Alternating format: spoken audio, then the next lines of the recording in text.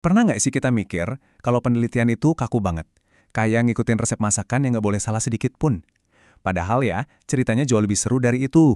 Penelitian itu sebenarnya sebuah perjalanan, sebuah petualangan buat menemukan sesuatu yang baru. Nah, hari ini kita bakal coba bedah gimana sih perjalanan itu berlangsung, khususnya di dunia penelitian kualitatif. Nah, ini dia pertanyaan kuncinya. Gimana caranya rasa penasaran yang awalnya cuma iseng atau kepo bisa kita sulap jadi pengetahuan yang beneran dalam dan berguna? Yuk, kita bongkar prosesnya satu persatu. Oke, setiap petualangan butuh alat navigasi kan, biar nggak tersesat. Nah, dalam penelitian, alat itu namanya rumusan masalah. Anggap aja ini kompas kita. Dialah yang nentuin arah perjalanan dan mastiin kita nggak melenceng dari tujuan utama. Jadi, apa sih sebenarnya rumusan masalah kualitatif itu? Gampangnya, ini adalah satu pertanyaan besar yang jadi pemandu utama seluruh ekspedisi kita. Tujuannya bukan buat ngetes ini benar atau salah, tapi buat benar-benar ngerti secara mendalam kenapa dan bagaimana sesuatu terjadi. Ciri-cirinya itu khas banget. Pertanyaan kualitatif itu kayak kita mau mulai ngobrol, bukan ngasih soal pilihan ganda. Pertanyaannya selalu terbuka. Tujuannya buat ngegali, buat eksplorasi. Kita ngejar bagaimana dan mengapa, bukan sekedar jawaban ya atau tidak. Dan ini yang paling penting, dia tidak didesain buat nguji hipotesis. Biar lebih mantap, pakar sekelas Creswell pun bilang begitu. Kata kuncinya di sini adalah pemahaman makna. Jadi, kita itu bukan lagi nyari satu jawaban pasti, tapi kita lagi menyelami lautan interpretasi dan pengalaman manusia yang kaya banget. Oke, kompasnya udah di tangan. Sekarang, kita butuh lensa. Sesuatu yang bisa bikin kita ngelihat dunia dengan cara yang beda, lebih jernih, lebih fokus.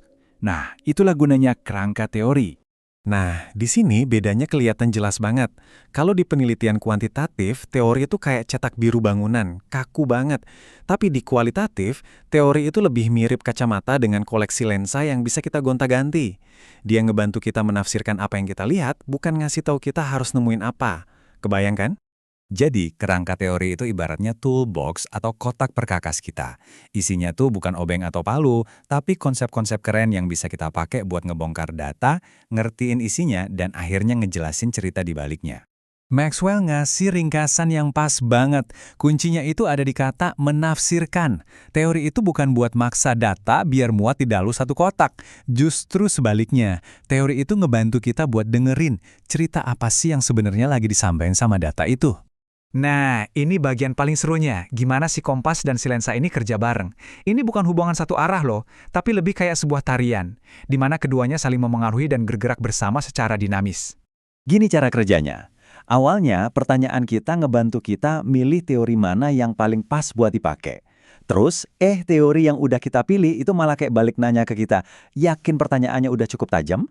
Jadi, teori itu ngebantu kita buat mempertajam lagi kompas kita. Proses bolak-balik yang keren banget kan? Inilah kata saktinya penelitian kualitatif, emergent. Artinya, hubungan antara pertanyaan dan teori itu bisa tumbuh, bisa berkembang, bisa muncul di tengah jalan seiring kita makin paham sama apa yang kita teliti. Jadi nggak ada tuh ceritanya, semua dikunci mati dari awal. Konsep emergent ini penting banget, sampai para begawan di bidang ini, kayak Lincoln dan Guba, juga bilang begitu.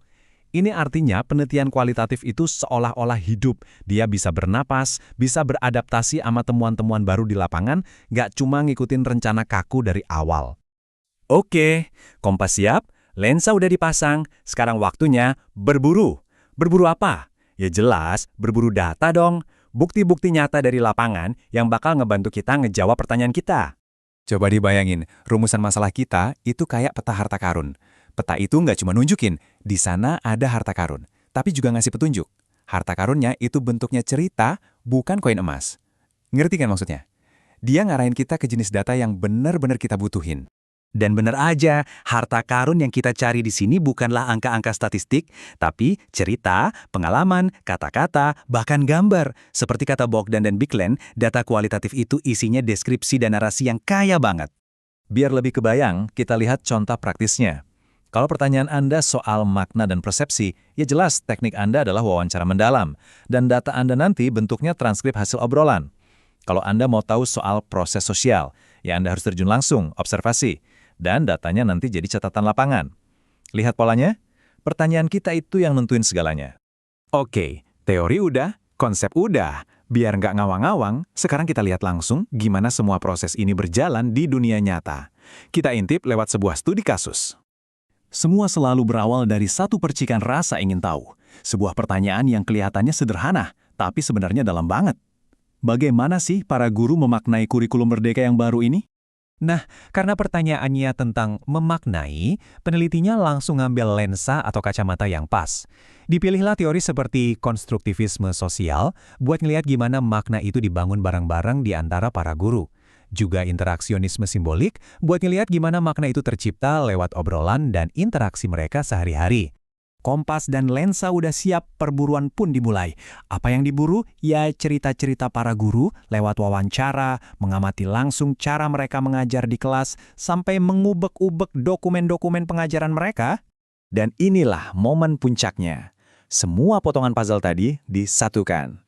Ingat ya, teori-teori tadi bukan dipakai sebagai hakim buat bilang ini benar atau itu salah. Teori itu cuma alat bantu buat membaca pola dari data yang pada akhirnya mengungkap, oh ternyata begini toh cara para guru membangun makna mereka sendiri soal kurikulum merdeka. Jadi, kalau kita rangkum perjalanan kita hari ini, apa aja poin pentingnya? Pertama, ingat penelitian kualitatif itu seperti tarian, fleksibel dan hidup. Kedua, rumusan masalah itu kompas kita, penunjuk arah. Ketiga, kerangka teori itu lensa kita, biar penglihatan kita lebih dalam. Dan yang terakhir, pertanyaan itu tugasnya mengarahkan, sementara teori tugasnya membantu kita menafsirkan. Nah, sekarang giliran Anda. Setelah ngikutin semua proses ini, coba deh berhenti sejenak dan lihat sekeliling Anda. Di kantor, di komunitas, atau bahkan di keluarga. Kira-kira cerita apa, pengalaman apa, makna apa yang sebenarnya ada di depan mata kita, tapi belum pernah kita tanyakan. Siapa tahu, satu pertanyaan yang tepat dari Anda bisa jadi awal dari penemuan yang luar biasa. Selamat bereksplorasi.